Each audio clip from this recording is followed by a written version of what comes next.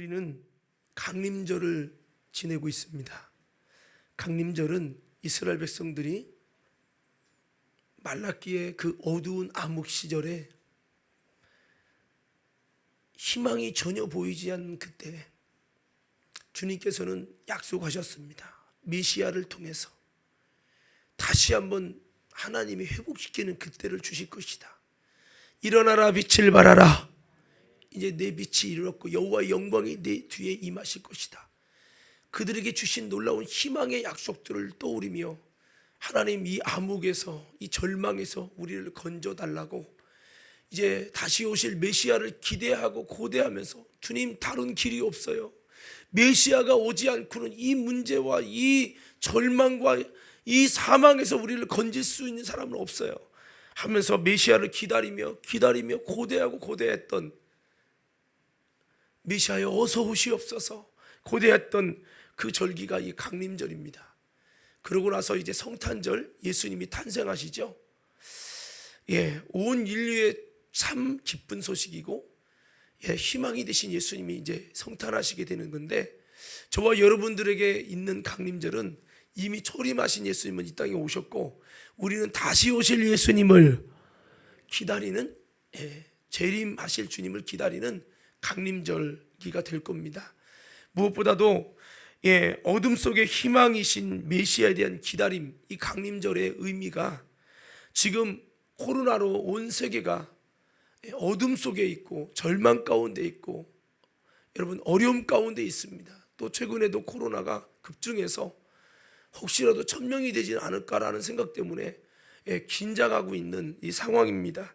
이런 전 세계의 어려움 속에 다시 한번 하나님의 희망을 부어 주시옵시고 다시 한번 이 코로나의 어둠 속의 빛으로 주님께서 회복시켜달라고, 주님이 아니면, 예수님이 역사하지 않는다면, 만왕의 왕이시고 창조주신 주님이 이 고난의 문제를 이길 수 있는 은혜를 주시지 않으면 안 된다고, 우리가 주님을 기다리며 주님이 이 땅에 임마누엘 오셔서 우리의 희망이 되신 것처럼, 여러분 다시 한번 예수님께서 우리의 삶의 현장 가운데 놀랍게 함께 하시는 임마누엘 역사로 일하여 주옵소서.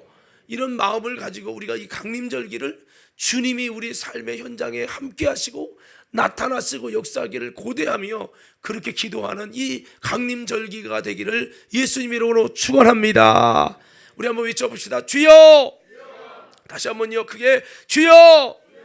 코로나가 속히 물러가도록 예수님께서 이 땅 위에 강림하여 주시고 역사해 주시고 다스려 주시옵소서.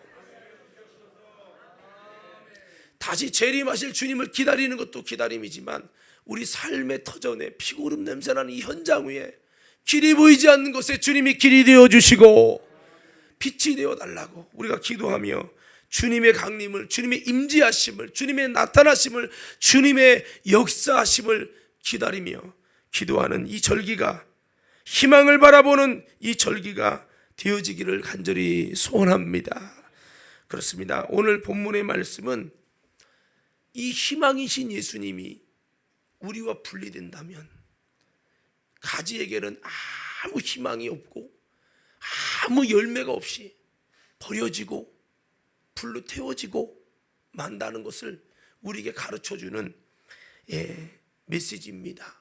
그래서 우리가 주님과 떨어지면 우리는 아무것도 할 수 없다. 육신적으로는 하겠죠. 세상적으로는 살겠죠. 마치 하나님의 신이 떠난 사울이 왕은 하지만 기쁨이 없고 감동이 없고 은혜가 없고 생명이 없고 진리 없는 속에서 그냥 하루하루 살아가는, 그런, 나중에는 악신이 들어가서 여러분 현대판 우울증처럼 아주 고뇌하는 그런 비참함 속에 누군가를 미워하는데 죽이고 싶은데 죽여지질 않으니까 못 참겠어서 막 그런 시기와 원망과 질투 속에서 살아가던 이 사울, 왕은 왕인데 여러분 주님 떠난 왕은 더 이상 왕이 아니죠. 여러분 그렇습니다. 우리 인생에 예수님이 멀어지면, 주님이 떠나면 우리는 고갈되고 말라지고 여러분 아무런 참된 기쁨을 인생에 누릴 수 없다라는 걸 기억하면서 다시 한번 예수님 안에 들어가고 예수님께 붙어지는 믿음 생활 되어지기를 주의 이름으로 축원합니다. 우리 옆 사람이 주먹만 이렇게 치면서 한번 그렇게 인사합시다. 예수님 안으로 들어가는 인생이 되시기 바랍니다. 여러분 그거 아십니까? 예수님 안에 들어가면 절대 고갈되지 않아요. 예수님 안에 들어가면 절대 말라지지 않습니다. 나도 모르는 놀라운 하나님의 여러분 하나님의 은혜와 임재와 주님과 소통만 잘 돼도요 신앙생활은 참으로 행복한데 우리 신앙생활에 행복하지 못할 때 주님과 멀어진 것 같고 주님과 분리된 것 같고 광야에 나 혼자 있는 것 같고 양이 광야에 혼자 있으면 얼마나 외롭습니까?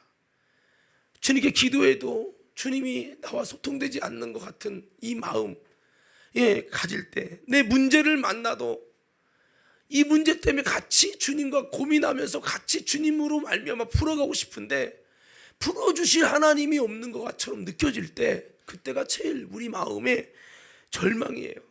오늘 여러분 우리 마음이 답답하고 어렵고 고독하고 외롭다면 다시 한번 접붙임 받은 내가 예수님에게서 떨어지고 여러분 예수님에게서 끊어진 건 아닌지 우리는 점검하면서 다시 한번 그랬다면 우리의 희망은 그 예수님이 우리에게 손 내밀고 계십니다. 주님이 우리를 부르고 계세요. 부르고 계세요. 신앙이 시큰둥할 때 우리는 주님과의 관계를 점검해 보셔야 한다는 겁니다. 그래서 다시 한번 어둠의 고통 속에 전능하신 주님 바라보면서 우리 모두 여러분 오늘 우리의 진정한 희망이요 가지에 여러분 열매 맺는 놀라운 하나님의 축복과 보람되고 의미 있는 이 역사가 오늘 예수님을 통해 일어난다는 걸 기억하며 주님과만 회복하면 된다는 믿음을 가지고 소망을 가지고 오늘 이 예배에 임하는 우리 모두가 되기를 주님의 이름으로 축원합니다. 한번 이렇게 외쳐봅시다. 예수님께서 다시 한번 예수님과의 관계만 회복되면 됩니다. 뭐만 회복되면요? 주님과의 관계만 회복되면 공급이 일어나고 여러분 주님이 주시는 놀라운 은혜와 힘과 하나님의 은혜 생명이 공급돼서 우리가 정말 하나님의 은혜 안에 나갈 수 있게 될 것이에요. 오늘 성경의 본문의 말씀해 보니까 주님께서 우리에게 1절부터 이렇게 말씀을 하고 있어요. 우리 1절 한번 다 같이 한번 읽어보십시다. 1절이요 시작.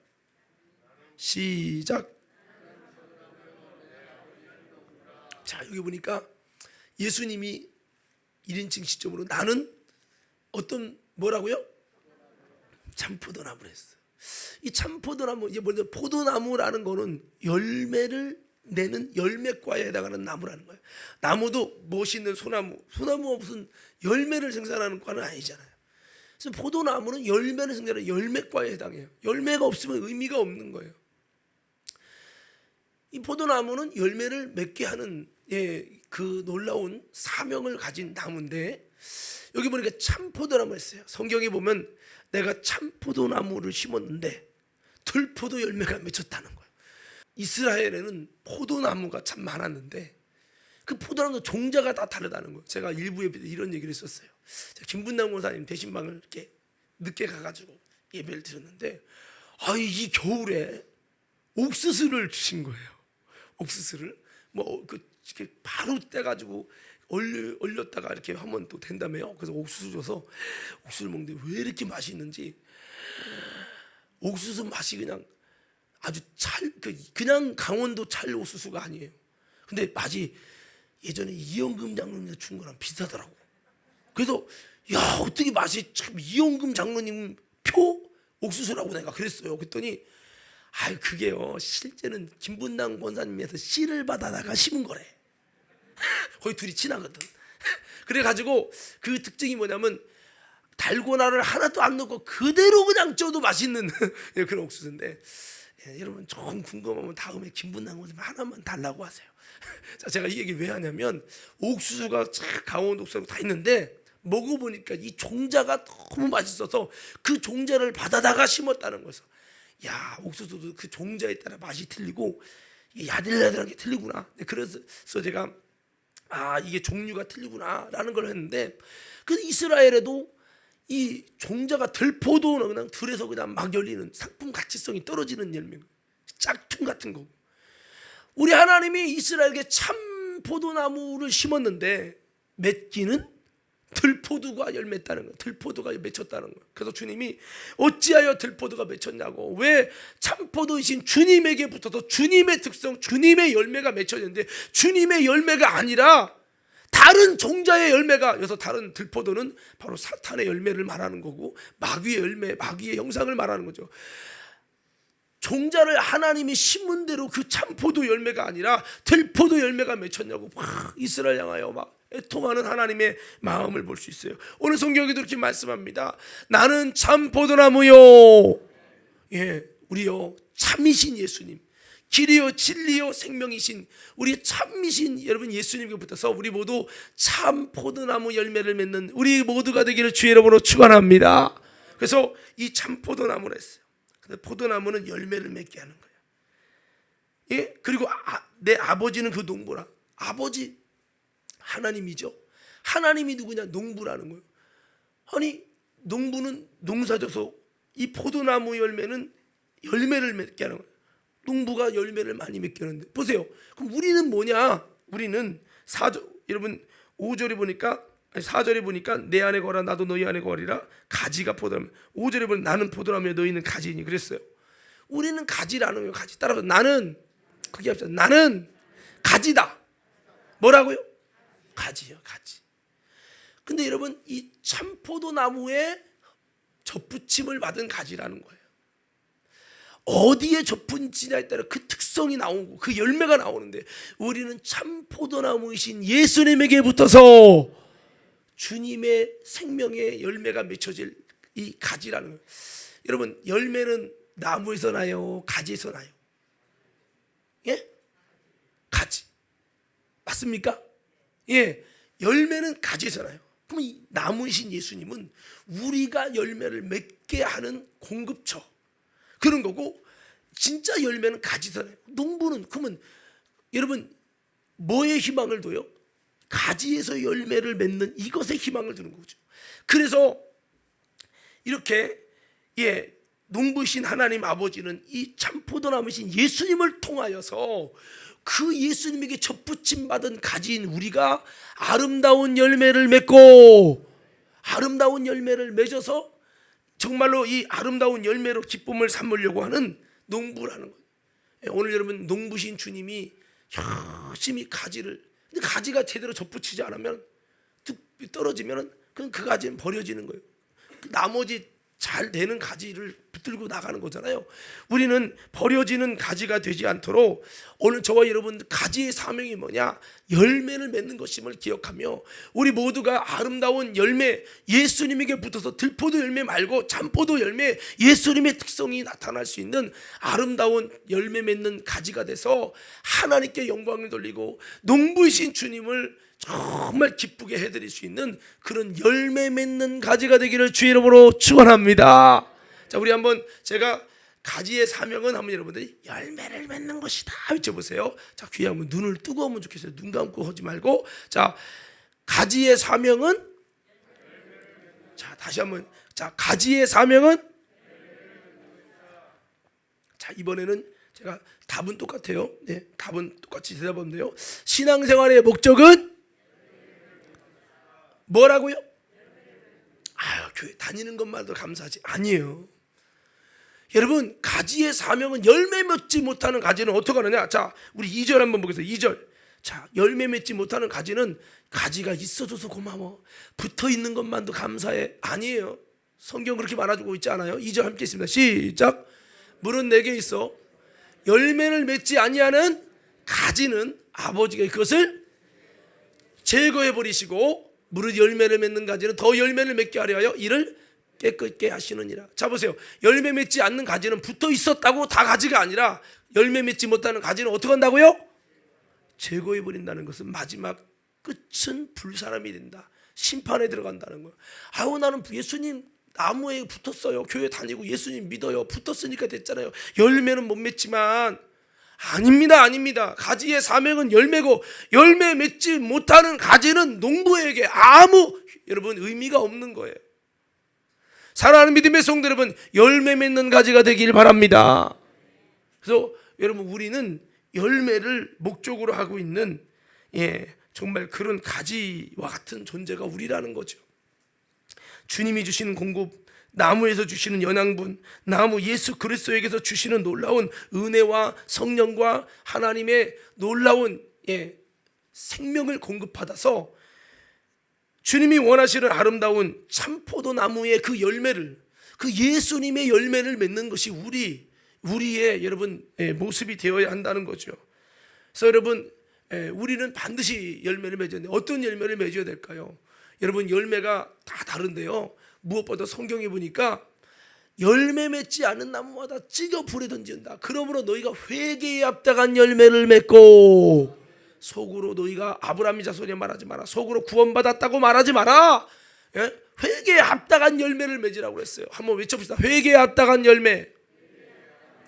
지금 12월 이제 열매 맺는 시기가 거의 지났는데, 한 해마다 열매 맺는 이 절기가 있잖아요. 우리 신앙이 이렇게 열매를 맺어야 되는데, 무엇보다 회개에 합당한 열매를 맺지 않으면 범죄한 우리 연약한 범죄한 우리 인생이 회개에 합당한 열매를 맺지 않으면 찍어서 불에 던져진다고 말씀하고 있어요. 우리 무엇보다도 여러분, 회개하여 회개에 합당한 열매를 맺음으로 하나님 앞에서 아름답게 인정받는 가지, 축복의 가지들 되어지기를 간절히 소원합니다.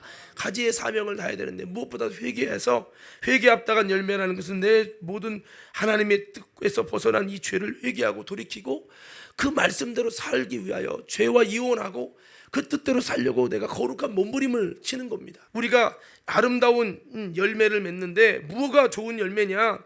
회개에 합당한 열매부터 맺어야 된다. 그리고 우리가 여러분 무엇보다도 여러분 크게 아멘하세요. 전도의 열매를 맺고, 무슨 열매요? 예수님은 예수의 이름으로 오셨어요. 그 예수 이름은 자기 백성을 죄에서 건져내고 구원할 자라는 뜻이에요. 그 예수님은 이 땅에 예수의 이름이라는 기업으로 오셔서 이 아름다운 기업의 이름을 이 땅에서 복음을 전하시고 십자가에 피 흘려 죽으시고, 그의 죽으심을 통해서 아름다운 예수 이름의 기업대로 우리를 죄와 사망에서 구원하시는 구원의 역사를 이루셨어요. 그리고 예수님이 부활하셔서 여러분 우리에게 예수 이름의 기업을 주시고, 뭐를 줬다고요? 예수의 이름이라는 기업을 줬어요. 그 이름은 그냥 명사가 아니라 전에 말씀드린 대로 이것은 여러분 동사와 같은 것이고, 여러분 그런데 이것은 자기 백성을 저희 죄에서 구원할 자라고 하는 뭔가 그 속에 사명이 있고, 여러분 그 속에 하나님의 뜻이 있는데, 그것이 바로 구원해 내는 거예요. 그 이름을 우리에게 주셨는데, 그 이름이 원래는 구원의 이름, 능력의 이름, 치료의 이름, 응답의 이름, 이런 놀라운 능력의 이름인데, 그 이름이 그 이름만 있는 게 아니라 우리에게 기업의 이름이요. 예수의 이름의 기업. 그래서 그 기업은 여러분 영혼을 죄와 사망에서 구원해내는 이 일인데, 이 귀한 사명을 먼저 믿은 우리에게 그 이름을 주셔서 영혼을 살려내는 이 일을 우리에게도 부탁하시고, 성령님이 내 안에 오신 것도 성령을 받으면 권능을 받고 예루살렘과 온 유대와 사마리아 땅끝까지 내 증인이 되리라. 예수를 증거하여 전도하여 그 지옥과 사망에 있는 영혼을 끌어내서 살려내는, 구원하는, 영혼 구원하는 예수 이름의 기업을 이루기 위해 성령님이 내 안에 오시고, 그 일을 하게 하려고 예수 이름의 영광의 기업을 줬잖아요. 그러니까 우리가 이 나무의 특성이신 예수님이 나무죠. 참포도나무도 포도나무 열매를 맺게 하려고 이 땅에 십자가에 죽으시고 많은 영혼을 구원하는 예수 이름의 기업을 이루셨고, 그 예수 이름의 기업에 접붙임 받은 우리도 그냥 나 혼자 사는 게 아니라 나를 통해 많은 영혼을 구원하려고 살려내는 예수 이름의 기업을 이루도록 그렇게 우리에게 열매를 여러분 주님께서 바라고 소망하고 계시니 오늘 저와 여러분들이 전도의 열매를 맺어서 많은 영혼들을 살려내는 아름다운 작은 예수 되어지기를 주님의 이름으로 축원합니다. 할렐루야. 그래서 여러분 예수님이 예수 이름의 기업을 이루기 위해서 성령 하나님의 뜻을 쫓아서 그의 육신의 생애를 내려놓고 하나님의 공생애에 들어가서 하나님의 뜻을 쫓아서 여러분 많은 힘들고 어려운 삶을 살고 피곤한 삶을 살면서 마지막에는 십자가에 죽기까지 그 주님이 희생하셔서 여러분 우리를 향한 놀라운 하나님의 뜻, 이 영혼을 죄와 사망에서 구원해내는 예수 이름의 사명, 전도하여 영혼 살리는 놀라운 여러분 이 기업을 이루시고 완성하셨잖아요. 우리들도 마찬가지입니다. 오늘 여러분 우리에게 이 어떤 열매를 맺을 것이냐, 내가 맺고 싶은 열매를 맺는 게 아니라 예수 그리스도에게 붙어가지고 참 포도나무신 예수에게 붙어서 우리가 여러분 영혼을 살려내는 놀라운 여러분 그런 아름다운 열매를 맺을 수 있는 우리 모두가 되기를 주의 이름으로 축원합니다. 할렐루야. 아이고 목사님 저도 하고 싶은데 힘이 있어야죠. 힘이 자원이 있어야죠. 그래서 주님과 끊어지면 주님의 공급을 받지 못하면 우리가 열매를 못 맺는다는 거죠. 열매를. 그래서 우리가 열매 맺도록 이렇게 해야 된다. 자, 주님과 잘 이제 연결돼야 되겠죠. 그래서 2절에 다시 보면요, 이렇게 말씀했어요. 열매 맺지 않는 나무는 제거해 버리고요. 열매를 맺는 가진 더 많은 열매를 맺게 하려고 여러분 이 농부가 하나님이 어떻게 하시느냐? 그 가지를 그 나무를 그 가지를 깨끗게 한다는 거예요. 깨끗게. 우리가 여러분 열매를 더 많이 맺으려면 방법이 있는데 그 비결이 뭐냐면 깨끗게 되어지고 거룩게 되어지고 구별된 자가 되어지고 그러는 만큼 더 많은 열매를 맺는다는 거예요. 그래서 여러분 깨끗게 하시는 역사, 그 깨끗게 하시는 역사가 열매를 더 많이 맺는 비결인데 깨끗게 하는 이 역사는 바로 무엇으로 깨끗게 하겠습니까? 예수의 피로 깨끗게 하고 말씀으로 깨끗게 하고 여러분 이 예배 시간도요 그냥 지나가는 여러분 종교 행사가 되지 말고 여러분 행사가 되지 말고 이 시간이 내가 예수님을 통해 깨끗게 될 수 있는 말씀과 기도와 여러분 나의 희생이 들어가는 여러분 내가 깨끗해지는 자리가 되기를 주의 이름으로 축원합니다. 깨끗해지는 자리. 말씀과 앞에서 내가 여러분 깨끗해지도록 해야죠. 말씀도 내 졸고 있고 딴 생각하고 있고 계획표 짜고 말씀이 비집고 들어갈 수가 없어. 새가 와서 먹어버리고 어떻게 깨끗해져요? 말씀이 제대로 들어가면 말씀은 하나님의 뜻이기 때문에 하나님의 생각이기 때문에 하나님의 뜻과 생각이 들어갈 때 그와 반대되는 생각들이 여러분 불의들이 다 드러나요. 드러날 때 주님 이거 아니군요. 내가 잘못 살았군요 하면서 그 말씀을 수용할 때 그 말씀이 우리의 죄를 무너뜨리고 잘못된 생각을 무너뜨리면 깨끗게 하신다 이 말이에요. 오늘 우리 한번 3절 볼까요? 예수님도 이렇게 말씀합니다. 3절 시작. 자 보세요. 내가 일러준 말씀으로 깨끗해졌다는 거예요. 여러분 하나님의 말씀이 우리를 정화시키고 깨끗게 하시는 역사임을 기억하며 우리는 주님이 농약을 칠 때 말씀을 칠 때 깨끗해질 수 있는 저와 여러분 되어지기를 주의 이름으로 축원합니다. 할렐루야. 깨끗게 하시는데도 예배를 또 깨끗게 하시는데 깨끗해지질 않아. 왜? 예배 시간에 딴 생각하고 예배에 집중하지 않고 여러분 그렇게 되면 결국에는 열매를 맺기 위해서 주님은 예배로 기도로 말씀으로 근데 기도에도 회개를 진짜 안 내. 그러면 뭐 깨끗해질 수가 없죠. 진정한 기도에 들어가야 깨끗해지는 거거든요. 진정한 말씀에 들어가야 깨끗해지는 거거든요. 진정한 예배에 들어가야 깨끗해지는 거거든요. 오늘 저와 여러분들이 깨끗게 하시는 역사 앞에서 잘 여러분 정화돼서 우리 많은 열매를 맺을 수 있는 주님의 기쁨이 될 수 있는 우리 모두가 되기를 주의 이름으로 축원합니다. 자 그러면서 우리가 열매 맺는 비결에 대해서 주님은 아주 근본적인 첫 번째 비밀을 말씀합니다. 우리 4절 한번 다 같이 읽어봅시다.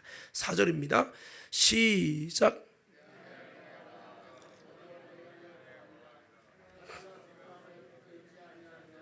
스스로 열매를 맺을 수 없음 같이 너희도 내 안에 있지 아니하면 그러하리라. 자 보세요. 열매의 비결이 뭐라고요? 열매 맺지 않는 이유가 뭐죠? 포도나무에 붙어 있지 않아서. 포도나무에 붙어 있지 않아서 열매를 맺지 않는 거다. 제가 보니까요, 어떤 나무가 무화과 열매를 별로 안 맺힌 거예요. 그래서 에이 저놈의 무화과 잎사귀만 무성하고 하면 예전에 그 쓰레기장 쪽에 가면 무화과 나무가 있었는데, 아니 잘 맺다가 이번 연도로 하나도 안 맺은 거예요. 별로 잎사귀만 무성하고서 이놈 이것이 잎사귀만 무성하다는 얘기구만. 그랬는데 여러분 그 년도는 지나가더니 그 다음에 많이 맺히더라고. 많이 맺히더라고. 이게 보니까 이게 그 때가 있더만요. 무화과가 맺히는 때가. 그래서 이제 무슨 얘기를 하는 거냐면 제대로만 붙어 있으면 열매를 맺게 되어 있고, 그렇다는 얘기예요. 겉으로는 안 되는 것 같아도. 그래서 여러분 여기 보니까 열매 맺는 비결은 아주 이게 첫째인데요, 주님 안에 거하는 거예요. 뭐 하는 거라고요? 주님과 떨어지면 열매가 안 된다는 거죠. 열매가 안 생겨. 열매 맺는 건 내가 열매 맺으려고 노력해서 되는 게 아니라 주님께 붙어 있으면 자정적으로 스스로 열매 맺고, 이걸 목사가 열매 맺으라고 닥달한다고 열매 맺는 게 아니라는 거예요. 열매 맺는 거는 주님과 연결만 되면 자연스럽게 스스로 열매가 맺어지는 것이요. 열매가 안 된다는 거는, 가지가 노력했는데 열매가 안 되는 거는 끊어졌기 때문에 안 되는 거예요. 끊어졌기 때문에. 여러분 오늘 이 시간에 깨닫는 은혜가 있기를 주의 이름으로 축원합니다. 제가 우리 성도들과 단을 말씀을 놓고 기도를 하면서 하나님 어떤 말씀을 나눌까요? 이제 우리가 전도도 해야 되는데 이렇게 나누기 위해서 기도를 하는데 그런 마음이 느껴져요. 전도하고 싶어도 요즘 코로나도 코로나지만 전도할 자원이 없다, 그런 것 같아요. 전도할 동기가 있고 전도할 힘이 있고 전도할 마음속에 뭔가 막 이게 확신이 있어야 하는데 이 자원이 없는 거예요. 그렇게 기도하다 보니까 나 하나 추스르기도 힘들고 나 하나도 가지 하나도 생명을 유지하기 어려울 만큼 주님과 연결이 안 돼 있는데 무슨 전도냐.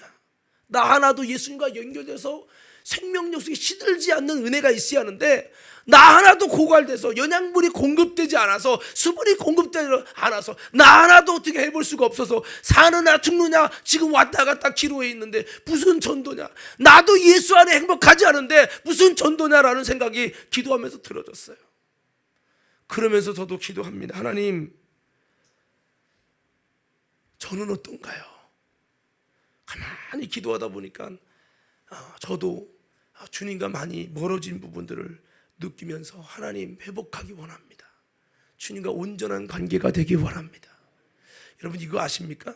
주님과 관계가 틀어지면요, 첫 번째 주님의 임재가 사라집니다. 주님과 관계가 틀어지면 주님이 주시는 영감이 사라져요. 주님과 관계가 사라지면, 그것이 무너지면 예배의 기쁨이 사라집니다. 다윗이 하나님의 사람, 성령 받은 사람, 주님을 사랑하는 사람이에요. 근데 그가 범죄하고 나서 관계가 틀어지니까요, 구원의 감격도 사라지고 그 구원의 기쁨도 사라지고 이게 안 되는 거예요. 그 임재가 안 일어나는 거예요. 여러분 어떻습니까? 주님의 임재가 일어나지 않는 가운데 오래 지금 살고 있는 거 아닙니까? 여러분 3년 전에도 나 힘든데, 2년 전에도 그렇게 참 신앙생활이 힘든데 계속 힘들다고 하는 거 아니에요? 왜 그렇습니까? 하나님과 우리가 멀어지는 것은 창세기부터 계시록 전체를 보면 원인이 뭐냐? 따라합시다. 크게 외치세요. 죄.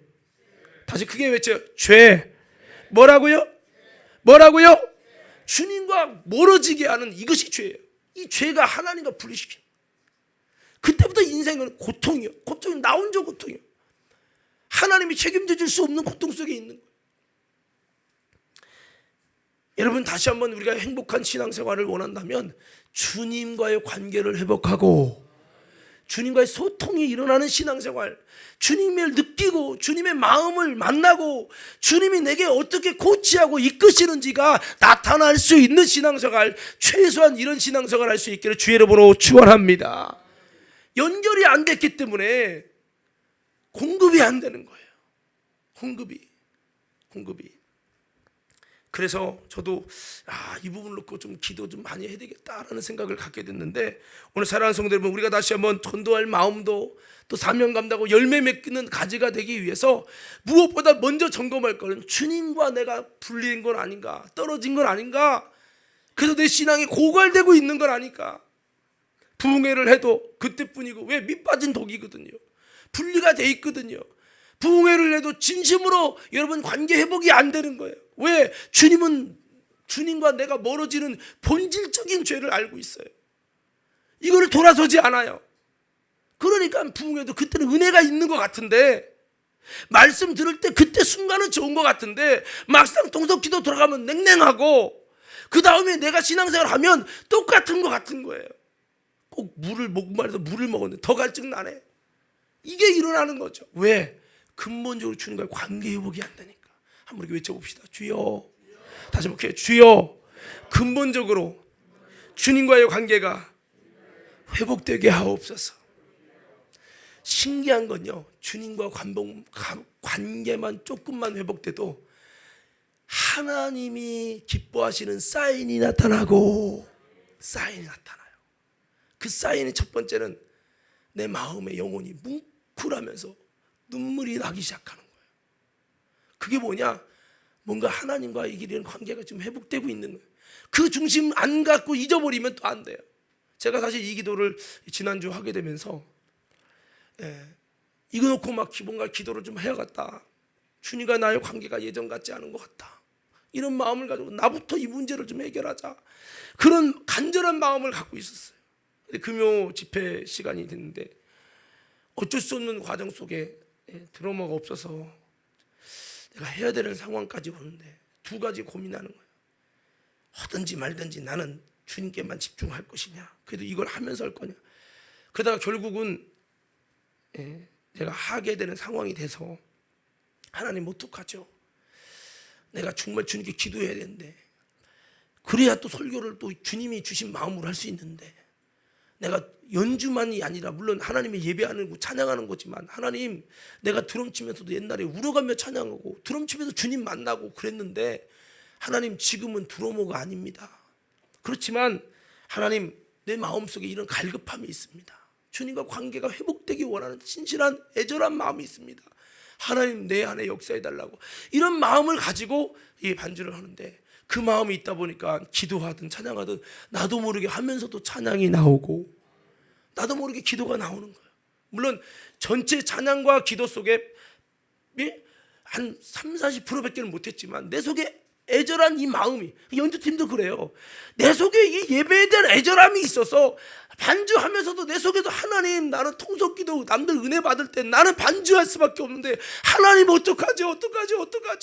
이 마음이, 주님과 회복하고 싶은 이 마음이 있어야 돼. 이 마음이 없는데 무슨 기도가 터져 나와요?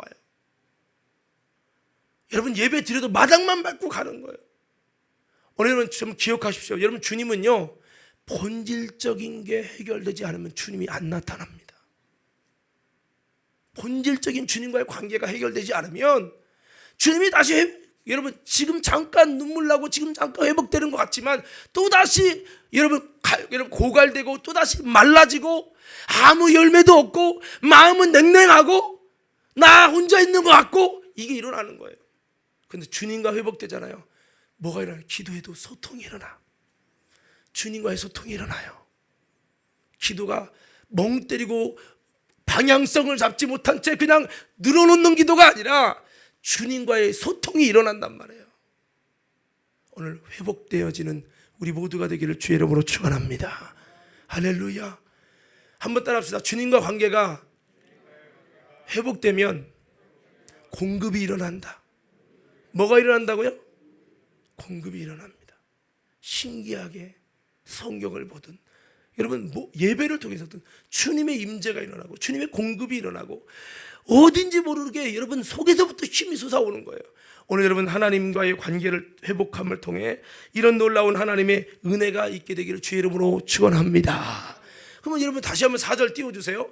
오늘 4절을 보니까 이 비결을 말씀하고 있어요. 다시 한번 크게 한번 읽어봐요. 시작. 자, 스톱. 여기 보니까 어떻게 하래요?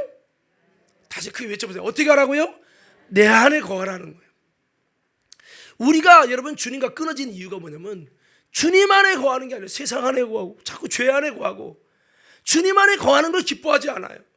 여러분, 그래서 주님 안에 거하라는 거예요. 성경 신기해요. 내 안에 거하라. 나도 너희 안에 거하리라. 내가 주님 안에만 거하면 주님이 찾아오시는 거예요. 하나님을 가까이 하라. 내가 너희를 가까이 하시리라. 나를 사랑하는 자가 나의 사랑을 입으며. 할렐루야. 할렐루야. 여러분, 주님 안에 거하시기 바랍니다. 주님 안에 거하시기 바랍니다. 여러분, 한번 인생을 돌아봅시다. 내가 주님 안에 거하는 삶을 살고 있습니까? 아니면 세상 안에 거하는 삶을 살고 있습니까? 원인은 주님 안에 거하지 못하는 거죠. 성경을 보니까 시편 1편에 보니까요, 이렇게 말씀합니다. 시편 1편에 보면 행복한 사람, 복 있는 사람의 특징인데, 그 복 있는 사람은 악인의 꾀를 따르지 않고 죄인의 길에 서지 않고 오만한 자리에 앉지 않고 오직 여호와의 말씀을 즐거워하여. 주님 안에 거하는 사람의 특징이 있는데 말씀을 즐거워한다는 거예요. 여러분, 한번 물어보세요. 옆 사람에게. 당신은, 빨리 얼굴 좀, 눈 좀 마주치면서 얘기해요. 당신은 말씀을 즐거워하고 있습니까? 여러분, 말씀이 빨리 끝나야 즐겁지 않아요? 빨리 끝나야 난 최고 은혜. 어떤 분이 그래요. 내가 5분 설교를 했더니 목사님 지금까지 중에 최고로 은혜된 설교였습니다. 그분은 1분 해드려야 돼. 그러면 천국 가실 거야. 자, 여러분, 말씀을 즐거워하면요 어떤 현상이 일어나는 줄 아세요? 다 말씀 즐거우면 주님, 나는요 하루에 한 장이 버거워요. 딱 한 절만 묵게요. 한 절 5분 묵상하면 그 다음부터 묵상 못해. 이 분량이 작은 거예요. 분량이. 건강한 사람은요 많이 잘 먹어요. 우리 민한건 장로님이 이 연세에 밥을 얼마나 잘 드시는지. 잘 드시더라고. 젊은 분처럼. 여러분, 영적으로 우리 건강한 자가 되기를 주의 이름으로 축원합니다. 말씀을 즐거워하고 그 말씀을 주야로 묵상하는 자. 아니, 적당히 묵상했으면 됐지. 어떤 사람은요, 나는요 일주일에 딱 한 번 예배 드리면 그 다음부터 들으면 나는 힘들어. 절대 안 돼. 또 어떤 사람, 나는 예배 시간에 30분 넘으면 절대 안 돼. 그 분량이 그거밖에 안 돼. 지난번에 우리 누나네 집에서 밥을 먹는데, 그래도 저는 좀 먹는 편인데 요매는 종재기 그릇 있잖아. 젊은 사람이 2숟갈 먹으면 끝날 종재기 그릇에 밥을 먹더라고. 그 일반적인 밥그릇 요게 아니라 요매는 밥그릇. 꼭 그 술잔 같은 거 있잖아요. 거기다가 중국 사람들 차 마시는 그 조그만 종재기 한 숟갈이나 2숟갈이면 되는데 거기다 먹더라고. 아니, 어떻게 밥그릇이 이렇게 조그맣냐고. 내가 그래. 요즘 다 그래. 뭐 이렇게 하더라고요. 이 얘기를 왜 하냐면, 신앙도요 주님과 소통을 하면 5분, 나는 1분 이상 기도하면 안 돼. 그건 종재기 그릇인 거야, 그게. 여러분, 그런데 주님 안에 거하는 사람이 특징이 보니까 주의 말씀을 즐거워한다. 그리고 그 말씀을 주야로 밤낮으로 묵상하고. 예배 드렸으면 됐지. 집에 가서 무슨 말씀 생각해. 주님 생각이 안 몰라. 맨날 핸드폰 보고 영화 보고 여러분 세상만 묵상하고. 이게 아니라 주님 안에 거하는 사람은 말씀을 사랑하고 말씀을 또 되새김질하고 묵상하길 원한다는 거예요. 이런 사람이 누구래요? 10편 1편 3절에 보니까 저는 시냇가에 심은 나무와 같다는 거예요. 무슨 나무? 무슨 나무요? 시냇가에 심은 나무는 어떨까요? 시냇가는 물이 마르지 않은 곳이에요. 그곳에 심겨지니까 언제든지 먹으면 빨아들이면 양분이 공급되는 거예요. 우리가 언제든지 주님과 끊어질 수 없이 주님으로부터 많은 것들을 공급받으며 주님이 주신 생명과 은혜와 자원으로 꽃도 피고도 열매도 맺고 아름다운 사명을 감당할 수 있는 저와 여러분들로 세워지기를 주의 이름으로 축원합니다. 시냇가에 있는 나무가 주님 안에 거하는 나무인 거예요. 오늘 우리가 여러분 그런 심령이 되어지기를 간절히 소원합니다. 내 안에 거하나. 예수님이 누구죠? 요한복음 1장에 말합니다. 태초에 말씀이 계시니라. 이 말씀이 하나님과 함께 하셨으니 이 말씀은 곧 하나님이시니라. 지어진 모든 세계가 여러분 그 말씀이 없이는 된 것이 없다는 거예요. 이 말씀이 육신을 입고 이 땅에 오셨는데 그분이 누구냐? 성육신하신 예수님이라는 거예요. 예수님이 누구냐? 요한복음은 다른 복음과 다르게 주님은 말씀이라는 거예요. 한번 외쳐봅시다. 예수님은, 크게요, 예수님은 말씀이시다. 다시 한번, 예수님은 말씀이시다.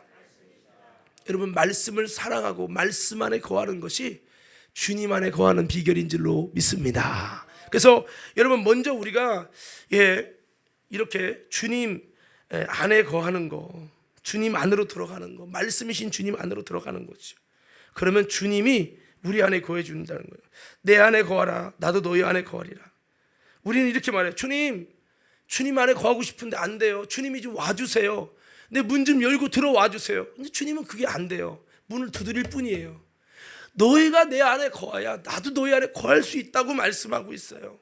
여러분, 그래서 주님께 가까이 가고 주님 안에 거하는 것이 십자가 진 같은 고생일 수 있지만, 오늘 다시 한번 주님 안에 거함으로 여러분, 주님이 내 안에 거해지는 이런 놀라운 은혜를 통해서 다시 한번 아름다운 열매를 맺을 수 있는 그런 우리 신앙이 되고, 이게 뭡니까? 주님과의 관계를 회복하는 것이죠. 오늘 여러분, 그런 우리 믿음의 성도들 되어지기를 간절히 소원합니다. 자, 우리 4절부터 우리 7절 한번 읽어볼 텐데요, 열매 맺는 놀라운 비결이죠. 4절부터 7절 한번 읽겠습니다. 띄워주시고 시작.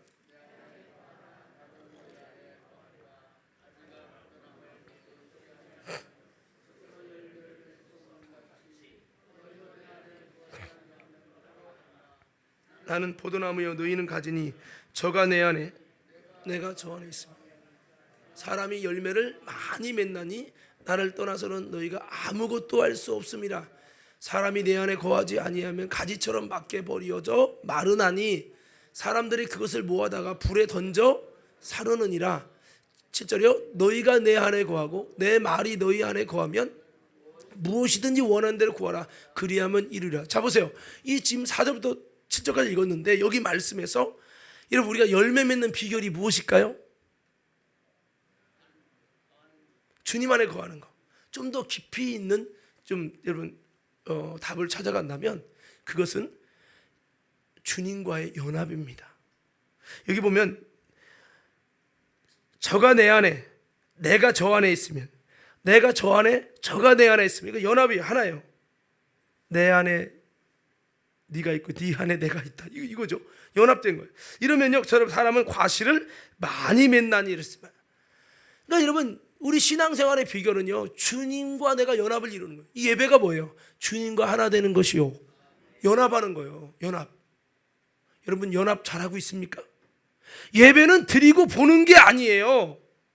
예배는 시청하는 게 아니란 말입니다.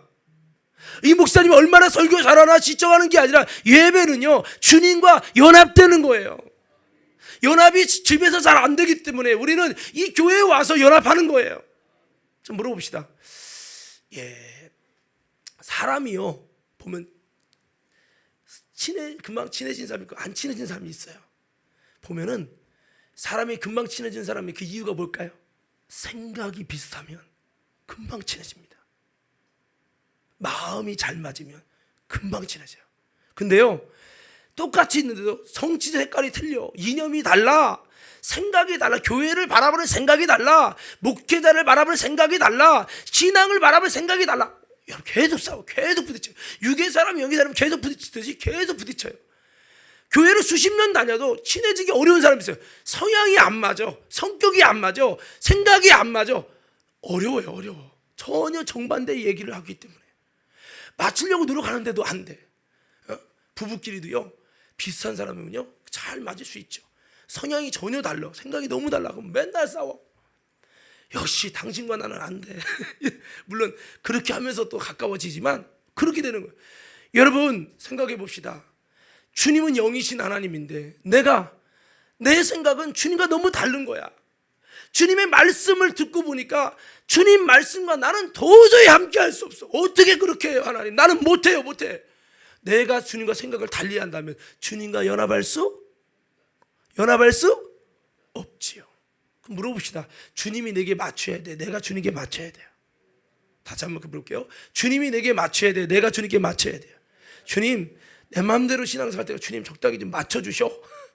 여러분, 그게 아니라 가지가 나무에 맞춰야 돼요? 나무가 가지에 맞춰야 돼요? 물론 둘 다라고 볼 수도 있겠지만은 가지가 열매 맺지 않는 가지는 나는 포도나무에 붙었지만 배에 맺힐 거야. 배.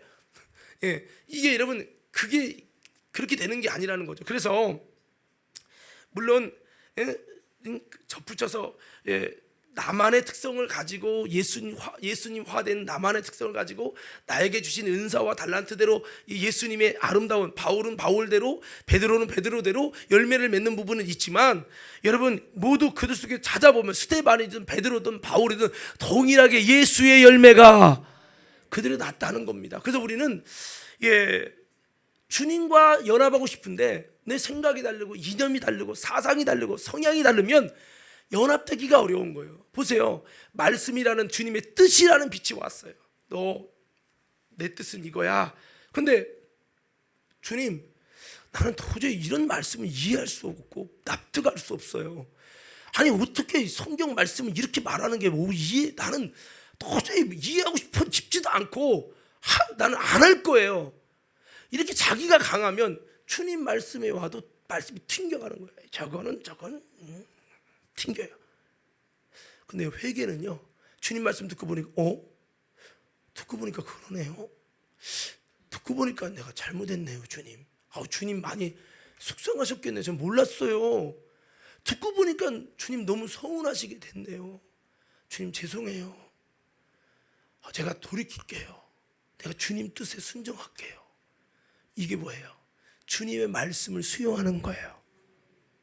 주님 뜻을 수용할 때 뭐가 일어나요? 회개가 일어나요. 할렐루야. 이럴 때 어떻게 됩니까? 주님과 연합이 되게 하는 거예요. 내 생각을 그대로 갖고 있으면서 주님과 연합되기 원한다? 이건 도저히 불가능한 거예요. 하나님은 빛이신데 나는 어둠이에요. 주님 맞춰줘요. 아니에요.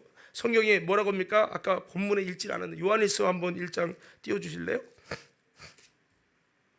자, 1장 5절부터 한번 같이 읽어봅시다. 시작.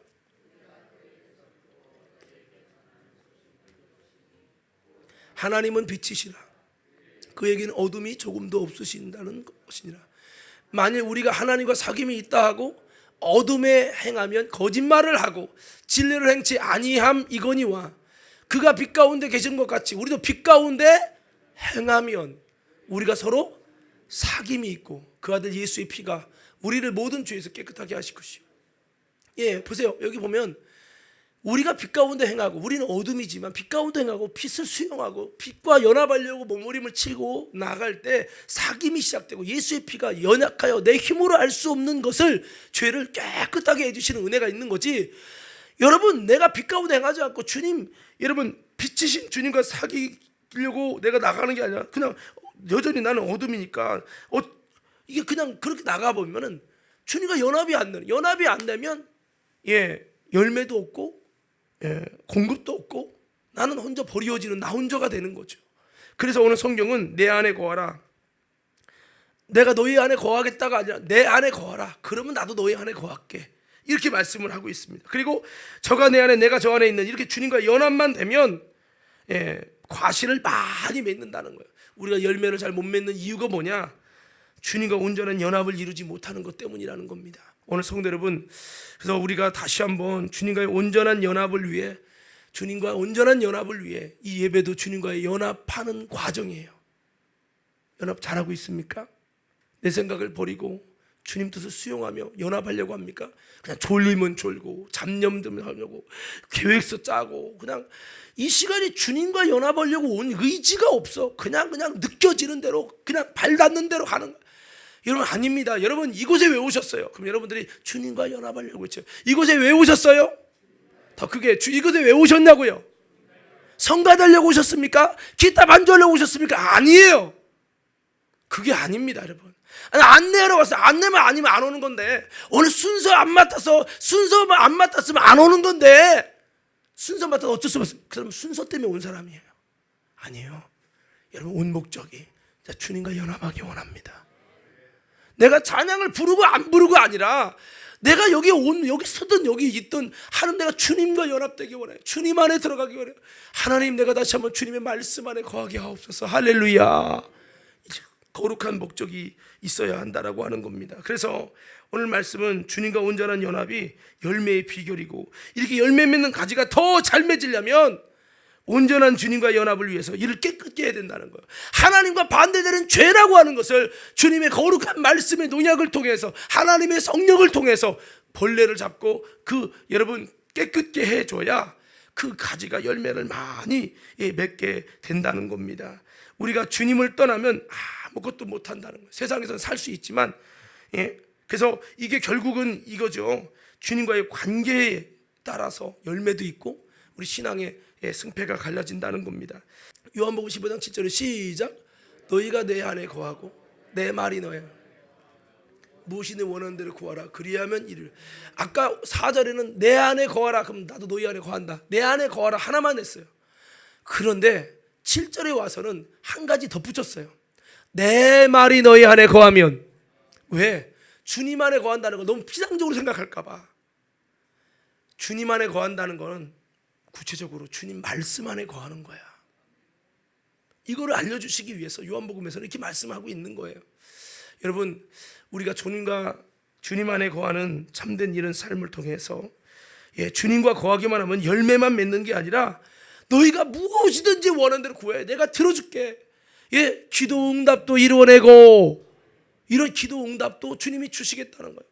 여러분, 우리가 주님 안에 거해서 주님의 공급이 일어나고, 주님과 소통이 일어나고, 주님의 임재가 일어나고, 그래서 주님이 주신 힘으로 우리가 열매를 맺게 되면 응답도 주시고, 또 여러분 주님이 영광을 받으실 것이고, 너희가 내 제자가 된다는 거예요. 16절에는 너희가 나를 택한 것이 아니요 내가 너희를 택하여 세웠나니 이는 너희로 가서 과실을 맺게 하고 또 너희 과실이 항상 있게 하여 내 이름으로 아버지께 무엇을 구하든지 다 받게 하려 함이라 그랬어요. 자, 오늘 말씀을 이제 정리할 텐데요. 성도 여러분, 제가 사실은 오늘 제가 준비한 설교를 거의 안 했습니다. 그 이유는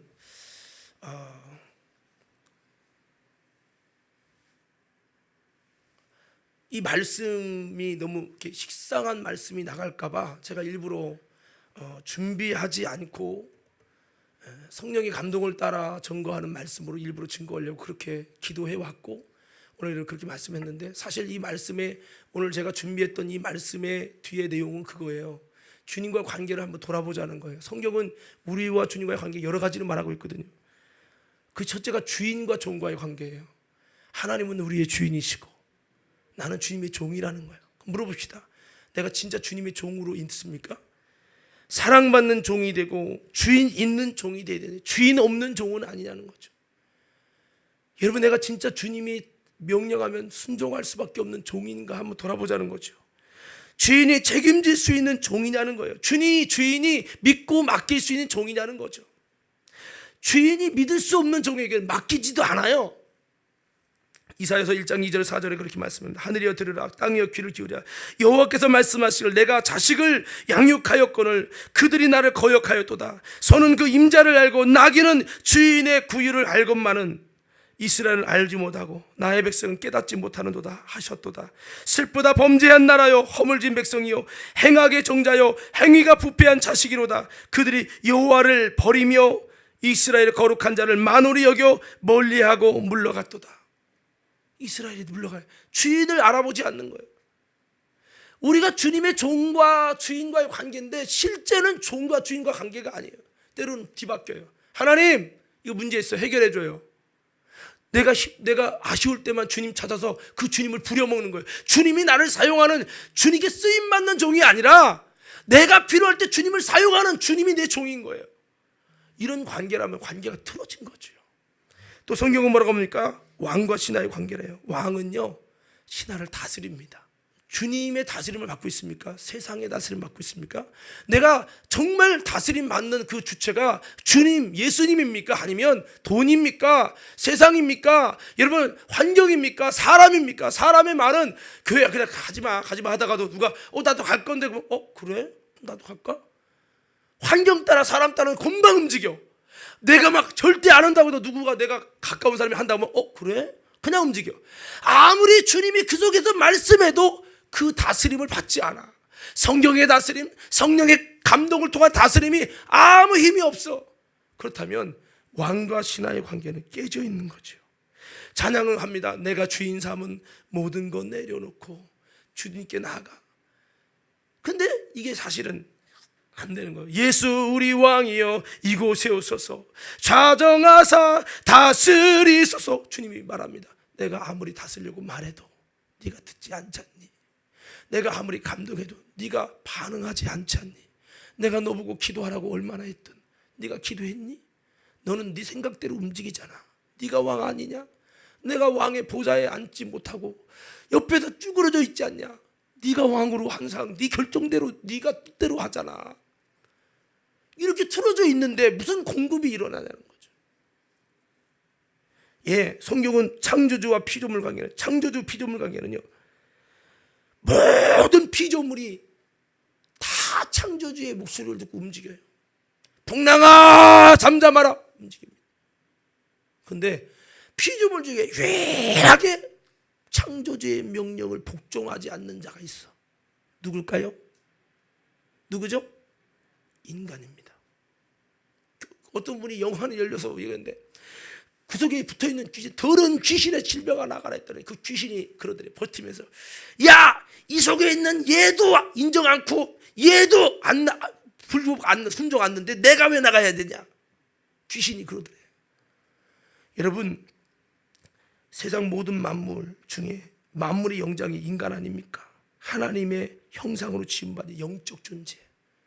가장 창조주의 명령에 순종해야 할 인간은 하나님과 대적하고 거스리고, 이 땅의 새와 하늘과 모든 피조물은 창조주의 음성을 듣고 따라가고 움직입니다. 찬양은 이런 찬양이에요. 나를 지으신 주님 내 아래 계셔. 그러나 창조주의 목소리는 인정하지 않아. 나를 지으신 이가 하나님. 우리가 찬양을 하지만은 창조주를 얼마나 피조물로, 나는 피조물이야. 그분이 지으신 자입니다. 주권이 당신에게 있나이다. 우리가 얼마만큼 그렇게 하고 있냐는 거죠. 토기장이가 토기를 마음대로 깨버릴 자유가 있는데, 주권이 있는데 얼마만큼 창조주의 주권을 인정하고 있나요? 창세기 6장에 보면 여러분, 그 하나님의 백성들이 피조물로서 아름다운 모습을 잃어버리고 육체가 되었을 때 하나님이 물로 다시 심판해서 쓸어버리겠다는 거예요. 오늘 성도 여러분, 다시 한번 우리가 아름다운 주님과의 관계를 만들어 가기를 주의 이름으로 축원합니다. 성경에 여러 가지가 있잖아요. 아버지와 아들 관계. 탕자는 아버지랑 있는 게 싫은 거야. 아버지께서 그걸 받아가지고 나가서 자기가 독립하고 싶은 거야. 아버지랑 있는 게 기쁨이고 감사고 복임을 알지 못하고 결국에는 떨어져 나가더니 다 탕진하고 밑바닥을 치니까 그제서 아버지 품이 그리워지는 거예요. 여러분, 우리가 주님의 자녀인데, 여러분 자식들은 부모의 마음대로 움직이잖아요. 그죠? 탁집사님 자식 안 움직여지나? 안 움직여져요. 예. 여러분 자식들 아직 모르겠어요. 우리 집에도 이제 야 이게 명령하고 이렇게 움직여지는데, 여러분, 내가 주님의 자식이어서 얼마만큼 주님께 움직여질 수 있는 난가? 주님과 진짜 일청관계인가? 안타까운 거는 예수님 돌아가신 날, 여러분 예배를 드려도 우리 아버지 일촌이신 주님이 돌아가신 날을 기념하는 이 날 안 와. 세상 쪽으로 나가 있고. 여러분, 이게 주님과의 몇 촌인가 도대체? 주님과의 관계를 점검하자는 거죠. 예. 성경은 우리와 주님과의 친구 관계로 주님이 설정하기를 원한대요. 근데 15장 13절에 15절 한번 여기 읽어봅시다. 요한복음 15장 13절에 15절 한번 띄워줘 보세요.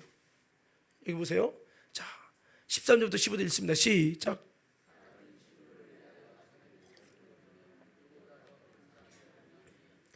너희는 내가 명하는 대로 행하면 곧 나의 친구. 잡으세요.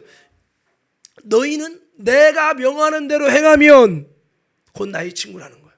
자, 예수 믿었기 때문에 친구가 아니라 예수님이 말씀대로 행하는 자가 누구예요? 물론 100% 말씀대로 행한다는 건 아니지만 바로 주님 안에 있는 가지를 말하는 거예요. 주님의 명대로 행한다. 그냥 너희는 내 친구야 라고 하지 않았어요. 내가 명하는 대로 행하면 곧 나의 친구라는 거예요. 여러분 친구이십니까? 주님과 친구이십니까? 친구는 서스럼 없이 다 내 거를 말할 수 있고요. 예? 친구는 편하게 정말 부탁을 들어줄 수 있는 이런 관계죠. 15절에 주님은 그래서 내가 종이 되지 않고 너희를 이제 친구라 하는 것은 종은 주인이 하는 것을 알지 못하지만 친구는 다 알 수 있다. 그러니까 친구는 속 얘기를 다 안다는 거예요. 하나님도 우리에게 알려주고 나도 주님께 하고 서로 의지하고 이게 친구라는 거예요. 그 주님은 우리 나인 친구를 위해서 목숨까지 버리시는 사랑을 줬어요. 근데 나는 그 주님께 그렇지 못해. 여러분 사람 살다 보면 좀 친구처럼 가까이 지내요. 내가 이 친구를 좀 잘 사귀어보려고 이렇게 A만큼 B만큼 C만큼 이렇게 잘했어. 근데 이 사람은 자기 아쉬울 때만 단물만 쭉 빼먹고 나가 힘들고 모을 때는 거들떠보지도 않아. 그러면 기분 좋아요, 더러워요? 예? 기분이 안 좋죠. 이 사람은 나를 어떻게 생각하는 거야? 이 상종을 하지 말아야겠구나. 이런 마음을 갖게 되잖아요. 사실은 주님은 우리를 위해서 목숨을 버리는 최고의 친구로 우리에게 다가오셨어요. 근데 정작 우리는 주님, 친구이신 주님을 위해서 무엇을 하고 내가 내 고민은 제대로 털어놓고 있는가? 그것도 못하고 있는 친구는 아닌가? 정말 내가 주님의 친구인지를 점검하자는 거죠. 하나님은 나사로를 향해서 나사로 내 친구라고 그랬어요. 아브라함이 내 친구라고 그랬어요. 나는 정말 그렇게 주님이 너는 내 친구다. 내 마음을 이야기할 수 있는 친구다. 할 수 있는 관계였는지 한번 점검하자는 겁니다. 성경은 주님과 나와의 신랑과 신부라는 거예요. 애인 관계예요. 애인 관계. 사랑하는 관계. 여러분 주님 사랑하십니까? 주님과 애인 관계 맞으세요? 애인이 만나면서 시겨보고 바빠 죽겠는데 빨리 안 끝나 왜? 이런 애인이 있어요? 아마 그렇다면 결혼 안 할 겁니다. 여러분 내가 주님과 애인이라며요. 에베소 교회가 왜 책망 받은 줄 아십니까? 처음 사랑을 버렸대요.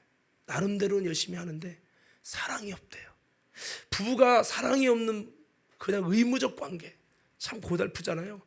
주님과 나와의 관계가 신랑과 신부의 관계라는 거예요. 천국은 혼인잔치라는 겁니다. 나는 주님과 정말 사랑하는 관계인가? 이거 좀 점검해봐야 돼요. 이게 아니라면 주님과 끊어져서 그런 거거든요. 여러분 주님과 끊어지면요 사랑도 식어요. 근데 자꾸 주님과 회복되면요 사랑이 다시 생깁니다. 주님 안에 거하는 것이 기쁘고요. 여기서만이 아니라 여기 떠나도요 주님을 자꾸 찾고 그럴 수밖에 없어요. 주님이 안 만나주면요 막 화가 나고요. 주님이 안 만나주면 답답한 거예요. 하나님 요즘에 왜 이렇게 좀 안 만나주세요? 왜 말씀이 없으세요? 왜 내 인생을 그냥 이렇게 방치해 두세요? 하나님 이게 없다면 주님과 연인이 아닌 거예요. 만약에 주호가 이렇게 1년 사귀는데 지금 2주 동안 연락도 없고 만나지도 않는데도 나는 괜찮대. 왜 이렇게 성화되냐? 그 관계를 점검할 필요 있죠.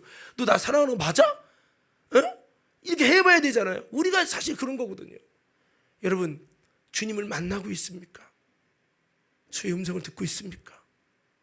주님과 진정한 사귐이 일어나고 있습니까? 오늘 성경의 이 말씀 본문에는 가지와 나무와의 관계라는 거, 이건 절대 필요한 관계. 나무가 흙을 떠나면 안 되듯이 물고기가 물을 떠나면 안 되듯이 아주 절대적으로 없으면 안 되는 죽는 관계라는 거예요. 주님과 나와의 관계는 주님과 떨어지면 난 죽는다. 이런 아주 절대적인 여러분 마음을 갖고 있는가? 오늘 주님과의 관계는 이런 관계라는 거예요. 오늘 점검하시면서 다시 한번 관계가 무너졌습니까? 오늘 주님이 저와 여러분을 부르고 계십니다.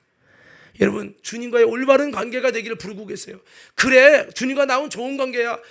그냥 막연히 가지면 안 된다는 거죠. 제가 자주 말씀했으면 이 말씀하고 마칠 텐데요. 우리 어머니 어머니가 제 교통사고 났었을 때 천안 순창병원에 입원을 했는데 이 대퇴부가 다 부셔져 가지고 나 뼈를 잇는 과정에서 뼈를 이거 결과를 봤다 이렇게 떨어져 있는 거 1cm가 떨어져 있는 거. 그래서 내가 의사 선생님한테 의사 선생님 왜 이렇게 떨어졌어요? 다 이렇게 하면 되는 거 진액이 나오면 다 붙게 돼 있다고. 너무 많이 떨어진 거 아닙니까? 이게 1cm가 넘는데 괜찮다고. 다 내가 이거 전문가니까 들어 괜찮다고. 그래요, 괜찮은 거죠. 아예 걱정하지 마, 기다려보라고. 한 달, 두 달 지난다면 다 붙는다고. 알겠습니다. 한 달 지나고 봤더니 안 붙어요. 왜 안 됐을까요? 두 달 더 지나보라고. 두 달 안 붙은 거예요. 나중에 좀 6개월 동안 지켜보자고 그러더니 6개월 동안 안 붙은 거예요. 봤더니 진액이 나오다가 너무 멀리 이렇게 붙여놔갖고 다 진액이 와서 흘러서 떨어진 거야. 접붙임도 제대로 했어야 되는데. 그래서 내가 속상해가지고 서울의 이성 박사님이라고 팔을 잘라도 신경을 다 이으는 분한테 갔어요. 봤더니 보더니 뼈를 너무 떨어뜨렸군요. 이렇게 떨어지면 절대 안 됩니다. 진액이 와서 다 흘러버립니다. 이거를 지금 상태는 붙여도 안 됩니다. 어떡해요? 이 뼈를 옛날에 이미 진액이 말라버린 뼈를 잘라내야 합니다. 양쪽을 잘라내고 엉치뼈를 잘라다가 여기 가운데 붙이고 해서, 그러면 뼈가 상처가 있어야 진액이 나온다네요. 그렇게 해야 진액이 서로가 나와서 엉겨 붙으면 뼈가 형성됩니다. 그래요? 수술 들어갔어요. 그랬더니 한 달 지났더니 이 뼈 안에, 이렇게 붙은 뼈 안에 이렇게 엉성하게 뼈가 붙은 그게 표시가 있는 엑스레이 나오는 거예요. 이렇게 표시가 있구만요. 그렇죠. 정상으로 붙이면 이렇게 나오는 게 정상입니다. 그거 잘못 수술한 거예요. 그래서 막 그거 여러분 의료사고라고 좀 막 하고 싶었는데, 아버지의 잃은 상처와 붙어봤자 그때 다 변호사 다 키고 있어서 우리가 져요. 그래서 결국엔 내가 포기를 했는데, 제가 이 얘기를 왜 하느냐, 신앙생활은 접붙임이에요. 예수님과의 접붙임이요, 교회와의 접붙임이요. 접붙임 그냥 떨어져 적당히 그냥 이렇게 해도 돼? 아니에요. 말라버리고 끝나면 아예 진액이 나오지도 않아. 이 세상의 원리가 영적인 원리인데요. 오늘 우리는 다시 한번 주님과 관계가 끊어지면 고갈되고 말라집니다. 임재가 사라집니다. 그래도 나는 가지가 떨어졌어요. 그래도 나는 붙어있다고 믿어. 확신에 붙어있는 거야. 여러분, 이게 뭐가 중요해요? 정말 왜 맺지 않는지, 뭐가 문제인지를 찾아서 다시 접붙임을 해야지. 주여 믿습니다, 1년 되면 붙겠지요, 이게 아니라 이 말이죠. 할렐루야.